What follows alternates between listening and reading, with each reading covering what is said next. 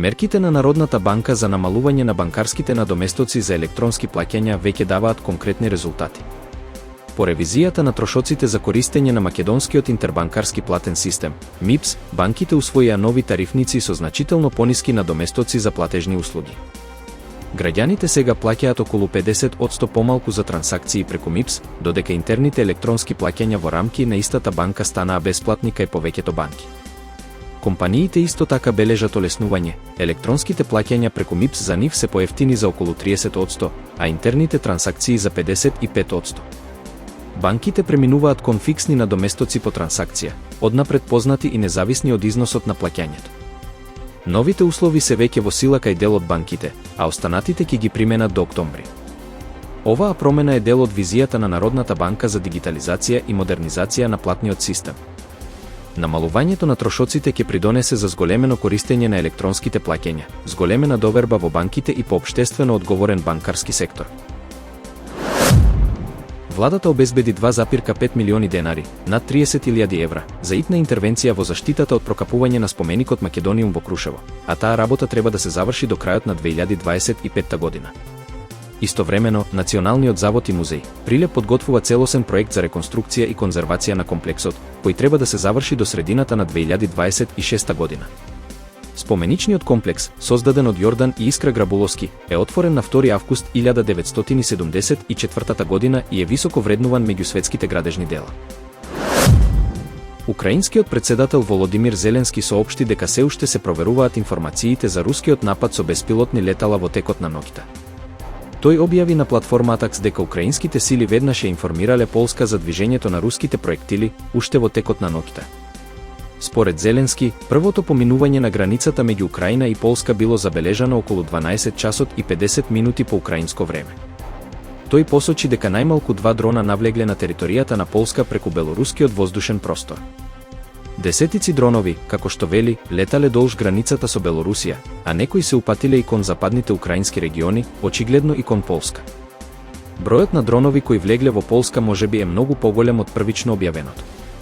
Новите информации укажуваат на можност за околу 20 дрона, тоа се уште го проверуваме, истакна Зеленски. Председателката на Европската комисија, Урсула фон дер Лајен, во обраќањето со состојбата на Европската унија пред европратениците, најави дека комисијата ќе предложи делумна суспензија на договорот за асоциација меѓу ЕУ и Израел.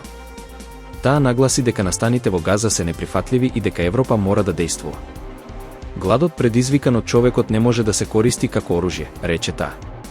Покрај замрзнување на билатералната поддршка за Израел, ќе се предложат санкции за екстремистичките министри и насилните доселеници, како и запирање на исплатите без влијание врз израелското граѓанско општество и установи како Јад Вашем. Иако не постои консензус меѓу земјите членки, комисијата ќе се обиде да обезбеди мнозинство за поддршка на овие мерки. Фон дер Лајен најави и формирање на донаторска група за Палестина со инструмент за обнова на Газа. Таа предупреди дека израелските активности се закана за решението со 2 држави и дека Европа не смее да дозволи поткопување на визијата за одржлива палестинска држава.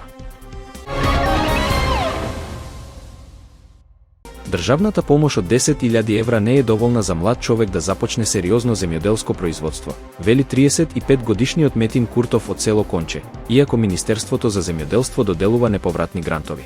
Метин нагласува дека без основни услови за живот, како чиста вода, патишта и инфраструктура, младите не можат да останат и да се развиваат во руралните средини.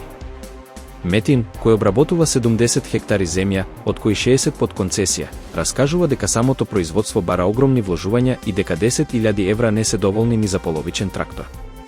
Секојдневно се соочува со недостаток на вода, лоши патишта, климатски промени и високи трошоци за работна сила. За берба на грозје, на пример, за 9 дена платил 18.000 евра на аргати, додека цената на откуп е речиси непроменета.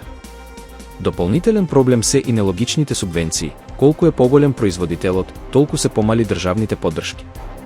Субвенциите за лозје се преполовуваат над 10 хектари, а истото важи и за поддршката за зелена нафта. Не охрабруваат, напротив, ни ја сечат поддршката кога најмногу ни треба, порачува Метин, барајки не само финансиска, туку и вистинска структурна поддршка за младите земјоделци.